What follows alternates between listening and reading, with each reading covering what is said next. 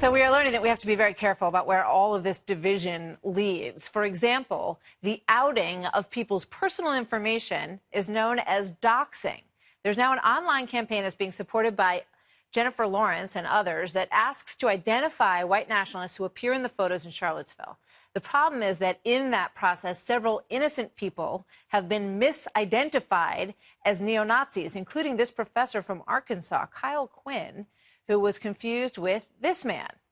He and his wife have been so harassed that they had to leave their home and move in with a friend. Here now, Dana Loesch, host of Dana on the Blaze TV. Dana, good to see you tonight.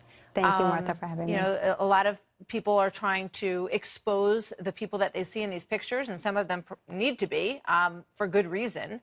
But this process is pretty dangerous.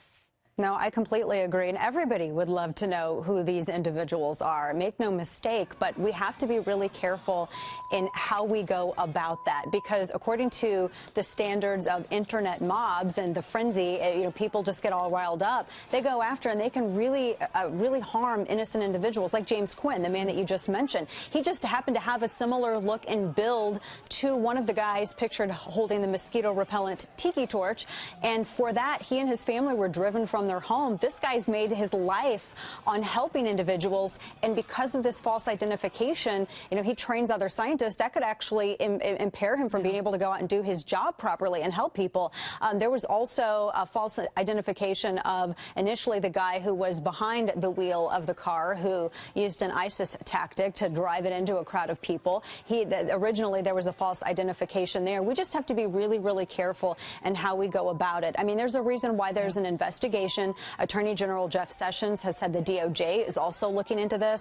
I really trust the professionals to do their jobs, because they, as much as anyone else, want to find out who some of these individuals are that are pictured assaulting other individuals, right, or, of course, driving their cars into someone. But we can't get carried away in this frenzy and actually do more harm than good with the intent here. You and Kathleen Rice, new topic here, have been going at it. We just have about a minute. She said, I'm just going to say it, NRA and Dana Loesch are quickly becoming domestic security threats under President Trump. We can't ignore that. And you went on to say, an elected official just labeled me and millions of others domestic security threats. Wow. Right. Where does this stand? We don't know yet. I wish that Rice would apologize for this, or at the very least step down from the Homeland Security Council on which she sits as a committee member. Why do you want her to do that?